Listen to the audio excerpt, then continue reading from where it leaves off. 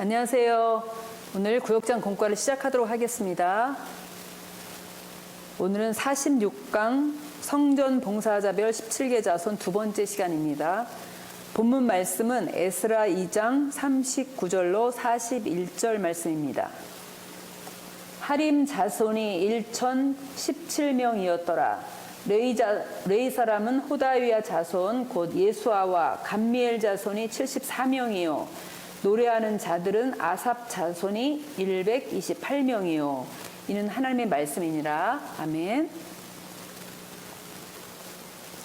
먼저 들어가기 위해서 보면 하나님께서는 그 1차 바벨론 포로 귀한 자들을 세 종류로 구분을 하셨죠.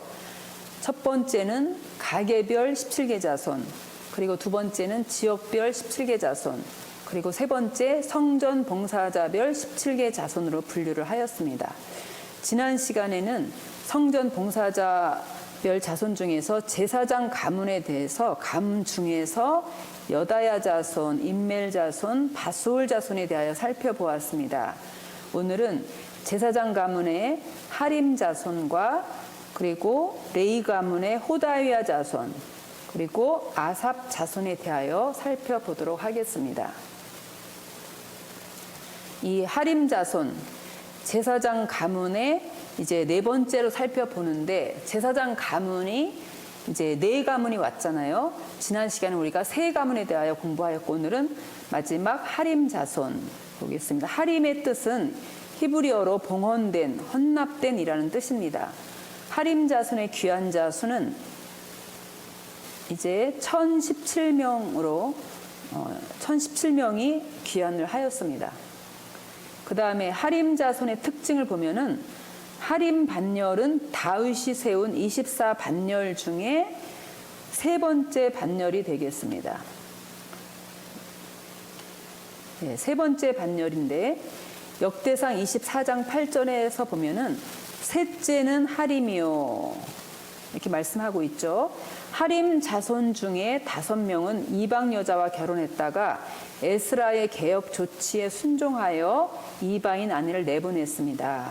에스라 10장 21절에 하림 자손의 이방인 아내와 결혼한 자들의 이름이 이렇게 5명 나오고 있습니다.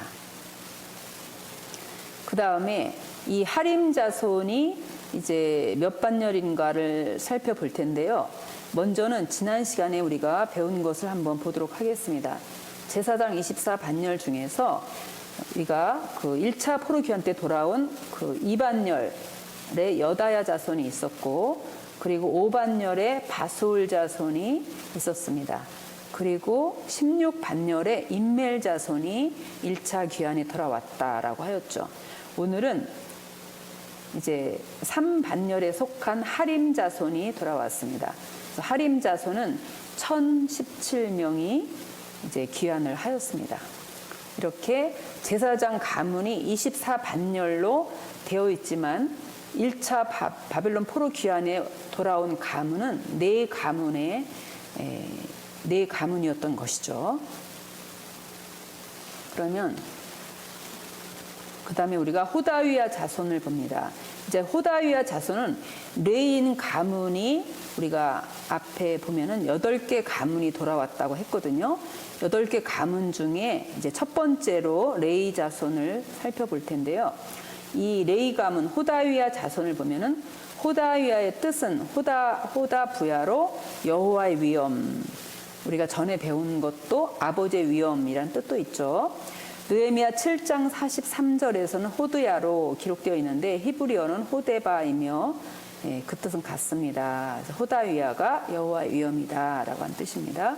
귀한 자 수를 보면 제1차로 바벨론 포로에서 귀환한 호다위아 자손의 수는 74명이었던 것입니다. 특징을 보면 호다위아 자손에는 예수아 자손과 또 감미엘 자손이 있었는데, 이들은 바벨론에서 1차로 귀환하여 성전을 건축할 때에 감독의 일을 담당하였습니다.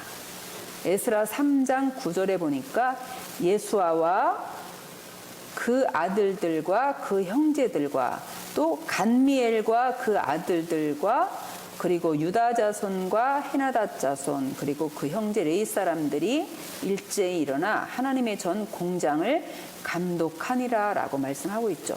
그러니까 호다위야 자손 가운데 예수아 자손과 감미엘 자손 두 자손이 있었다라고 말씀하고 있는데, 이들은 이제 감독의 일을 담당했다라고 하는 것이었습니다.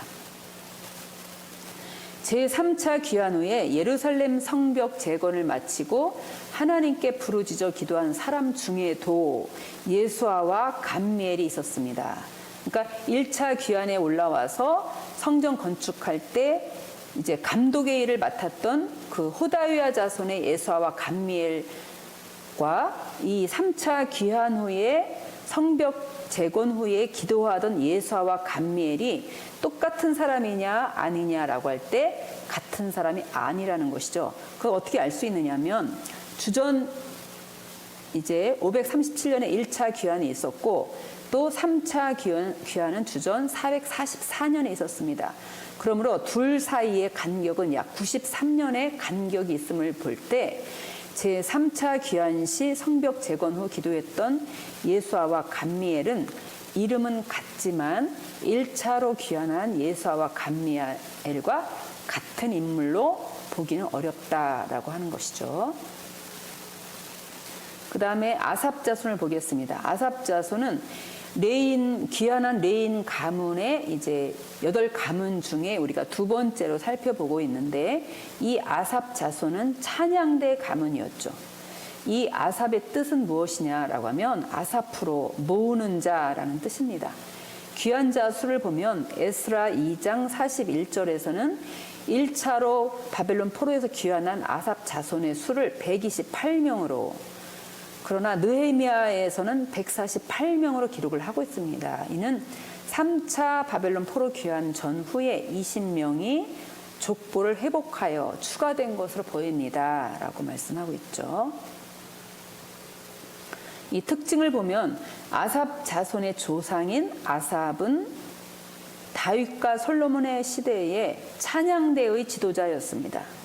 역대상 25장 1절에서 보면 다윗이 군대 장관들로 더불어 아삽과 헤만과 여두둔의 자손 중에서 구별하여 섬기게 하되 그들로 하여금 수금과 비파와 제금을 잡아서 신령한 노래를 하게 하였다라고 하였습니다. 이 아삽은 특별히 아삽이 지은 시는 총 12편이 기록이 되어 있습니다. 성경에 10편, 50편, 10편, 73편에서 83편까지 12편의 시를 이 아삽이 이제 지었습니다. 아삽이 정말 유명한 사람이죠. 그러니까 여기서 보시면은 다윗이 세운 최초의 레위 찬양대 조직이다라고 하였습니다. 그러니까 이것은 이제 다윗이 오벳에돔의 집에서 언약궤를 다윗성으로 옮길 때 그때에 조직하였던 최초의 이제 찬양대 조직입니다. 그러므로 24반열로 나중에 조직된 찬양대 조직과는 다르죠. 그래서 최초의 다윗이 세운 찬양대 조직을 보면은 이제 헤만과 아삽과 에단이 나오거든요. 그래서 우리가 오늘 아삽에 대해서 배웠는데 이 헤만과 아삽과 에단은 제금을 연주를 했습니다. 그래서 그들은 책임자에 속했고요. 그리고 부책임자로서 이제 그 다음에 또 이렇게 사람들이 있었죠. 그것은 비파와 수금을 이제 연주한 사람들이었는데, 이 스가랴 외에 9명이 비파를 연주했고 또 수금은 마따디아 외에 6명이 연주를 했습니다. 이 사람들은 이 사람들 가운데는 오벳에돔이 있었죠. 이 오벳에돔 집에 언약궤를 3개월 보관했었잖아요. 이 오벳에돔이 하나님께 복을 받아서 이제 악기 연주자도 되었고, 그리고 문지기의 그런 축복도 받았던 것을 우리가 역대상 15장 18절 21절 통해 알 수가 있고요. 그다음에 이 최초로 세웠던 찬양대 조직의 지휘자는 그나냐라는 사람이었고, 이 사람이 총책임자의 역할을 하였습니다. 이것은 우리가 6권에 나오는 그런 내용이 되겠습니다. 그러면 오늘 이제 비파와 수금과 재금으로 연주를 했다라고 하는데 한번 그림 어떤 악기였는가 한번 살펴보면요. 비파는 이렇게 생겼다고 합니다. 그래서 이 비파라고 하는 것이 나중에 오늘날 이제 기타로 발전을 했다고 해요. 그리고 이 수금은 이제 수금과 다윗은 뗄래야 뗄 수 없는 그 다윗이 사랑했던 악기가 바로 수금이었는데 이 수금은 오늘날 하프로 발전을 했다고 합니다. 하프로 발전을 했고요. 그래서 이 사무엘상 16장 23절에 보면은 하나님의 부리신 악신이 사울에게 이를 때에 다윗이 수금을 취하여 손으로 탄즉 사울이 상쾌하여 낫고 악신은 그에게 떠났다라고 하는 말씀이 기록이 되어 있습니다. 그리고 재금이라고 하는 것은 오늘날의 심벌주와 같은 그러한 악기라는 것을 우리가 알 수가 있죠. 그러면 다음에 보겠습니다. 제1차 바벨론 포로 귀환자 중 성전 직무빌 귀환자 17개 자손을 우리가 보면은 이제 제사장 가문의 4개 자손이 왔고요. 오늘은 우리가 하림 자손에 대해서 배웠습니다.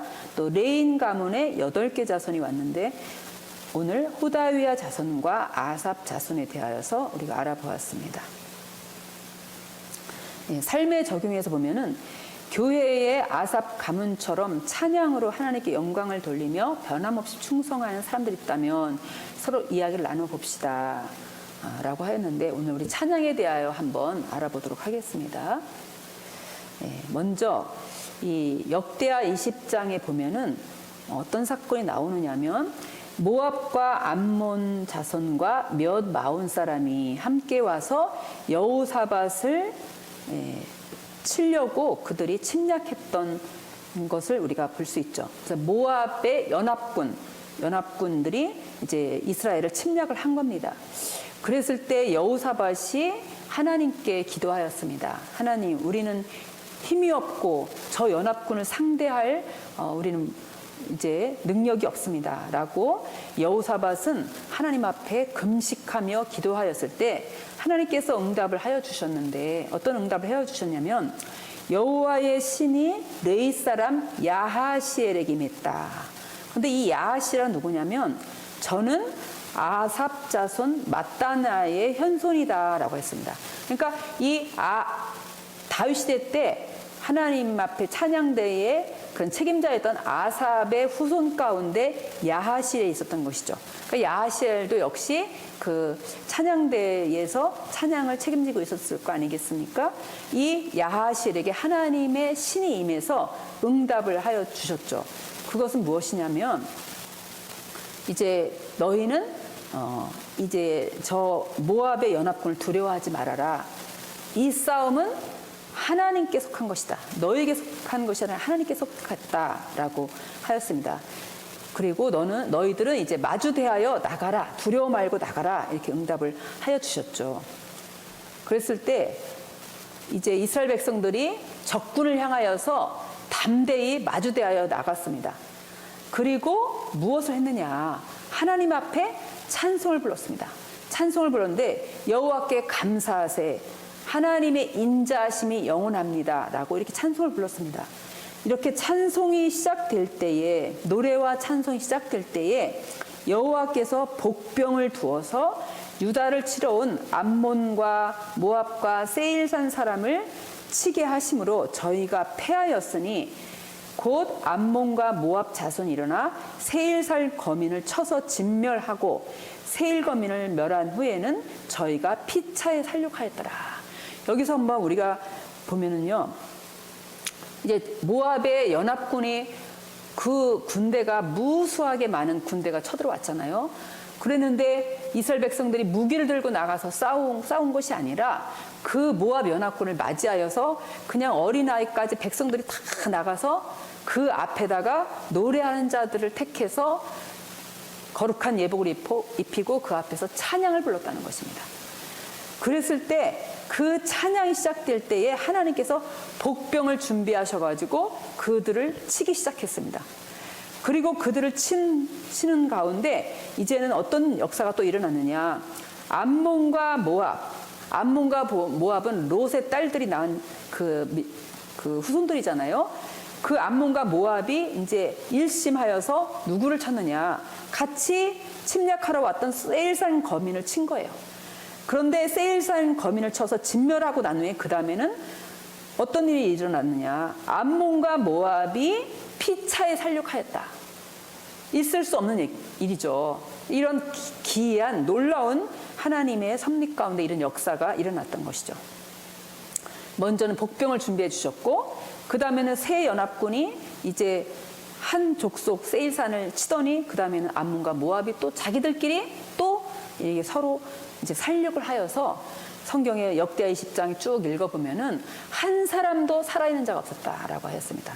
그래서 이스라엘 백성들이 내려가서 그 전리품을 취하는데 그들이 다 죽었기 때문에 얼마나 많은 전리품을 취하였는지 곡식과 옷과 보물과 뭐 이런 거에서 3일 동안 전리품을 취했다라고 하는 그러한 역사를 기록을 하고 있습니다. 오늘날 우리가 이스라엘 사람들이 승리한 이유는 뭐냐? 그들이 오직 하나님만, 여호와만 의지했다는 것이죠.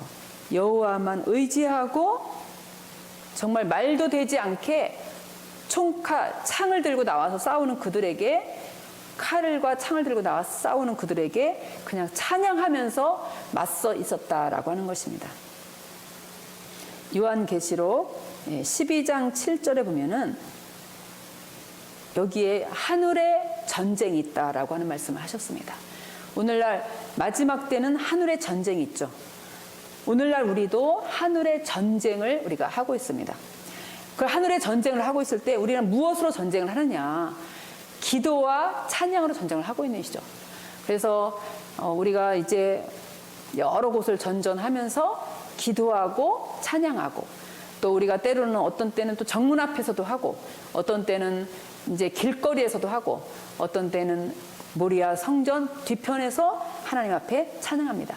그렇게 찬양할 때 지나가는 사람들이 때로는 비웃기도 하고 또 때로는 정말 우리를 이렇게 정말 못마땅한 눈으로 쳐다보기도 하죠.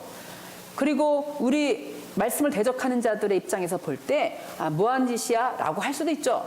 그렇지만 이것은 하나님께서 주신 강력한 무기라는 것이죠.